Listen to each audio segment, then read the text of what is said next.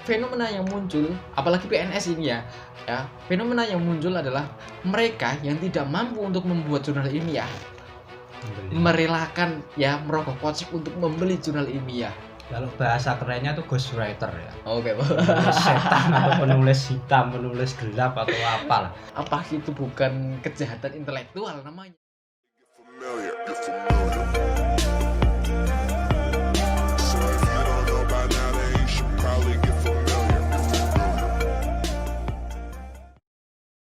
Assalamualaikum warahmatullahi wabarakatuh.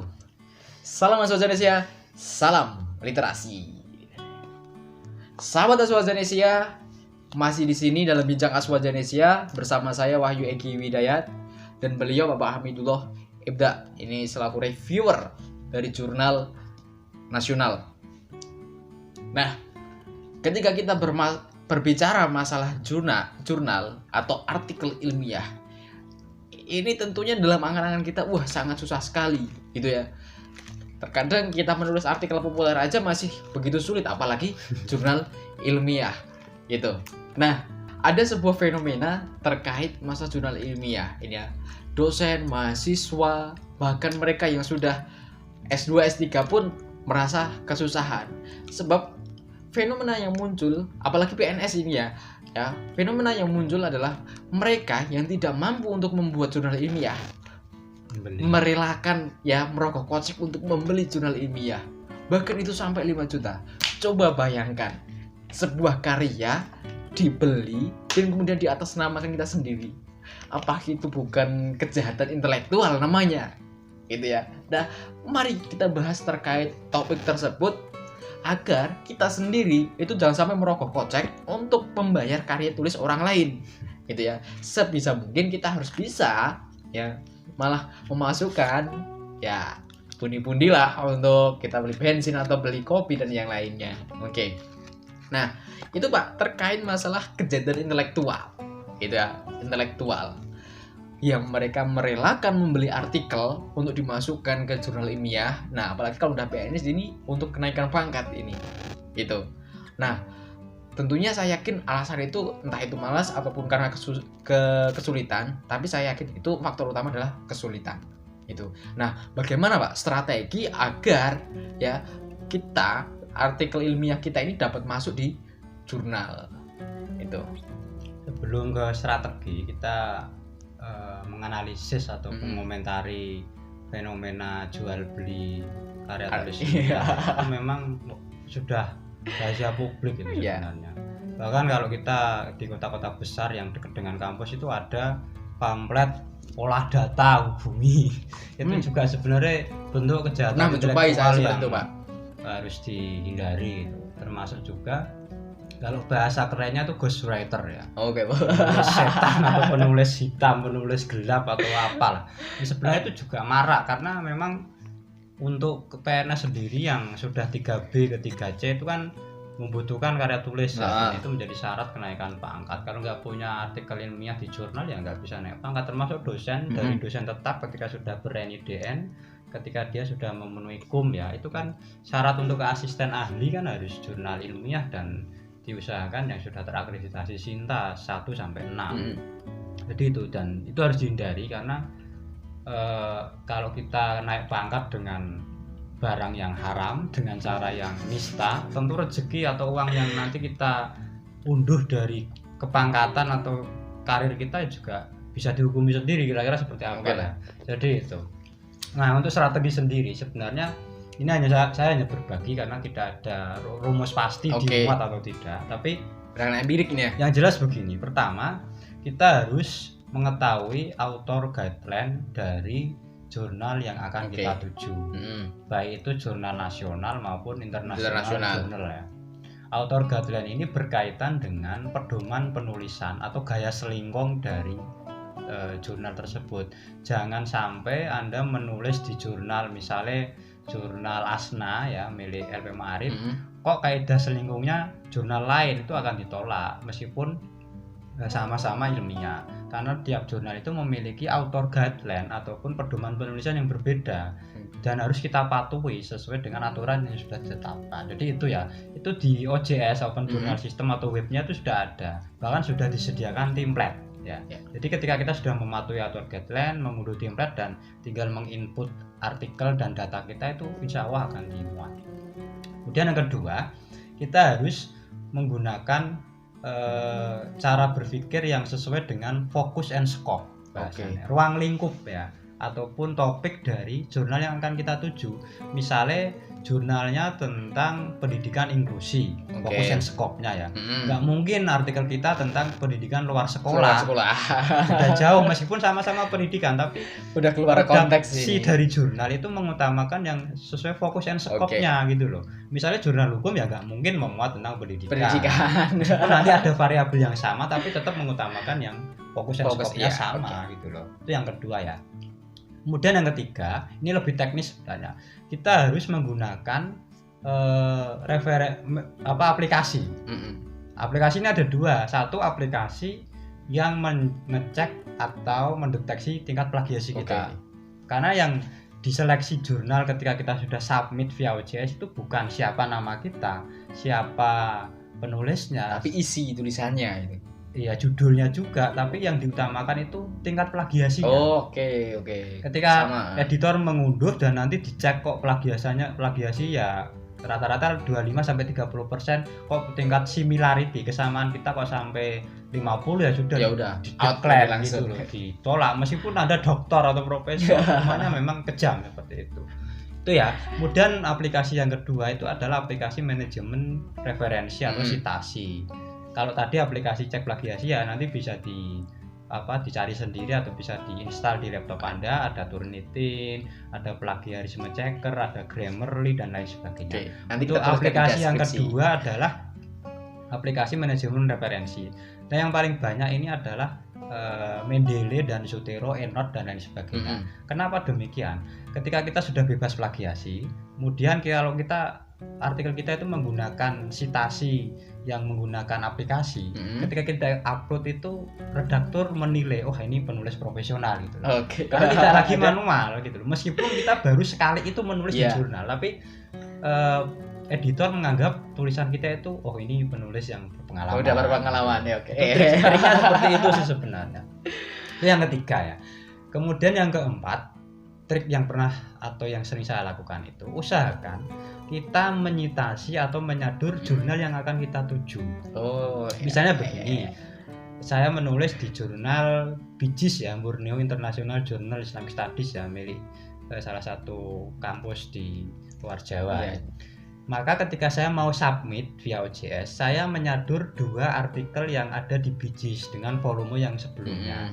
Ketika itu mereka mengunduh, oh ternyata sudah menyitasi jurnal kita gitu loh. Itu juga trik untuk memuat jurnal tersebut. Atau kalau tidak jurnal yang sama, mungkin tidak ada data atau tidak ada teori yang relevan dengan karya kita, maka kita bisa menyitasi jurnal lain yang milik sama di OJS, IAIN ataupun UIN ataupun kampus-kampus yang memiliki jurnal. Karena setiap kampus kan biasanya memiliki 5 jurnal, 10 jurnal, maka kita citasi salah satunya saja.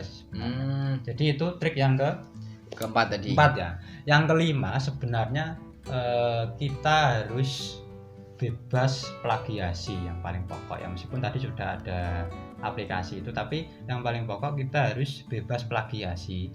Dan plagiasi ini sudah pernah kita bahas ya, tidak hanya plagiasi mengambil karya tanpa sumber, tapi juga duplikasi. Duplikasi itu menduplikat apa adanya. Yang ketiga adalah fabrikasi, memabrik data seolah-olah data kita, atau memabrik teori seolah teori kita, dan falsifikasi ataupun memalsukan data. Itu keberapa tadi? Keempat ya?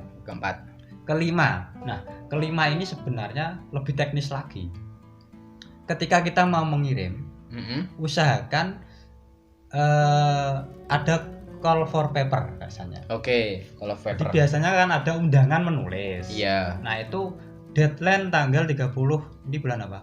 Mei. 30 Mei. Maka usahakan kita mengirim itu sebelum tanggal 30 Mei. Itu ya. Jadi usahakan kita mengirim atau submit di OJS dari jurnal jauh-jauh hari sebelum deadline gitu loh. Itu yang pertama. Yang kedua, kalau tidak ada call for paper, kita melihat jurnal yang akan terbit. Biasanya jurnal yang terbit berkala ya. Iya. Biasanya rata-rata ada 2 kali setahun. Misalnya bulan Januari, Juni, atau Juni Desember, atau April Oktober. Ini kesepakatan atau tiap jurnal berbeda. Maka ketika kita mau mengirim jurnal yang terbit bulan Juni misalnya, maka biasanya 2 bulan atau 3 bulan sebelumnya kita sudah submit. Oke. Ketika nanti bulan Juni karena naskah banyak, karena apalagi dia sudah akreditasi ya pasti dibutuhkan, maka biasanya kita akan diundur atau dibelakangkan gitu loh. Terbitan kita akan di akhir ataupun edisi berikutnya. Itu yang kelima. Keenam, jadi menulis jurnal itu berbeda dengan menulis artikel populer. Kalau artikel populer kita tidak muat ya sudah, biasanya ada yang di email, ada yang tidak di email. Tapi kalau artikel ilmiah kita biasanya ada peer review ya. Jadi proses review ini akan dilakukan meskipun artikel kita acak-adut atau kocar-kacir bahasanya. Maka ketika nanti kita masuk editor lolos plagiasi, ketika kita masuk editor disetor ke reviewer direview, dikembalikan ke editor dikembalikan ke autornya lagi. Nah, ketika hasil review ini dikembalikan ke autor sebagai penulis, maka kita harus memenuhi semua masukan dari reviewer. Ketika kita diberi masukan tidak kita lakukan atau tidak kita revisi, maka biasanya ya ditolak atau udah langsung decline. Karena pemain di jurnal ini ada 3, perlu diingat. Autor itu penulis, kemudian editor, ketiga adalah reviewer. Autor tugasnya adalah menulis dan merevisi dari hasil reviewer. Editor itu ibaratnya mak comblang antara reviewer dan autor itu. Sedangkan reviewer kan biasanya pakar yang memang sesuai bidangnya, yang mereview naskah ini layak atau tidak. Dan ketika dia kayak bimbingan skripsi lah, bimbingan tesis lah. Jadi reviewer tugasnya itu mengomentari kekurangan ataupun hanya mengomentari kekurangan ataupun kesalahan dari naskah yang diterima, yang didapat dari autor, dikirim ke editor, disetor ke reviewer. Jadi gitu, ketika nanti sudah direview oleh reviewer, maka kita harus memberi masukan ataupun menjalankan masukan dari reviewer. Itu yang keenam. Ketujuh, kalau itu jurnal nasional, usahakan ketika kita menulis abstrak itu jangan translate manual dari Google Translate. Nah, ini perlu dihindari. Akan sangat kentara sekali ya. Saya dulu pernah mereview iki antara Inggrisnya dan Indonesianya kok tipe bahasanya. Orang nyambung gitu loh. Misalnya madrasah, kan ada yang sepakat madrasah, ada yang Islamic Education gitu. Iya. Itu kan contoh kecil saja. Maka kita harus sesuai transliterasinya, harus sesuai author sesuai. Gitu. Ini kalau jurnal nasional ya. Tapi kalau jurnal internasional ya jangan segelondong dari Google Translate. Minimal kita harus manual atau kita caranya begini. Kalau kita nggak bisa bahasa Inggris, kita punya naskah Inggris nih, mau kita sampai ke jurnal internasional, kita kolaborasi dong. Dengan temen yang bisa bahasa Inggris, suruh menerjemahkan gitu loh. Jangan maksa satu penulis. Caranya begitu. Jadi ketika nanti kita mau menulis di jurnal internasional, kenapa nggak kolaborasi? Kan 2 autor boleh. Boleh saja. Gitu loh. Jadi ini kolaborasi, yang satu bidang garap konten isi, yang satu bidang bahasa. Gitu. Jadi jangan memaksa, apalagi translate manual dari Google Translate itu sangat kacau sekali. Jadi itu beberapa trik-trik ya. Kalau ini kan harus standar ya, artinya tidak boleh kita memakai jalan pintas, apalagi membeli itu ya sangat hina lah, sangat meruntuhkan martabat kita, apalagi sampai ketahuan plagiasi. Nah, itu beberapa yang bisa saya share. Yang ketujuh mungkin yang terakhir ya, sebenarnya banyak tapi ya nggak perlu saya sampaikan. Jangan pernah mengirim double artikel. Oke. Walaupun itu beda topik, Pak. Ya beda topik. Ya maksudnya artikel yang sama. Ketika kita menulis misalnya peningkatan keterampilan menulis melalui metode apa gitu. Itu ya kita kirim ke satu jurnal, jangan ke 2 jurnal. Maka nanti di prakata, di submit OJS itu ada prakata ke editor atau lewat email yang belum OJS ya. Itu kita beri surat keterangan. Atau biasanya juga ada pernyataan hak cipta ataupun apa istilahnya ya, pokoknya pernyataan hak cipta bahwa artikel ini belum dipublikasikan di jurnal atau redaksi lain. Itu harus kita patuhi. Dan nanti di prakata itu kepada YTH redaksi jurnal bla bla bla, bersama ini saya ini nama ini alamat ini mengirim naskah berjudul ini bla bla bla. Naskah adalah karya pribadi hasil riset dan tidak pernah dipublikasikan di jurnal lain atau sedang dipertimbangkan jurnal lain atau sedang saya kirim di jurnal lain. Naskah ini hanya saya kirim di jurnal ini. Itu strategi, karena nanti kita akan dimintai pertanggungjawaban, apalagi ada dua artikel yang terbit sama seperti kasus kemarin ya, rame karena ada 2 artikel seorang profesor yang double sehingga dianggap plagiasi, itu juga akan bermasalah. Apalagi sekarang sudah OJS ya, sudah via OJS dan semua dapat dicek online, baik nanti di Sinta maupun di Google Scholar itu sendiri.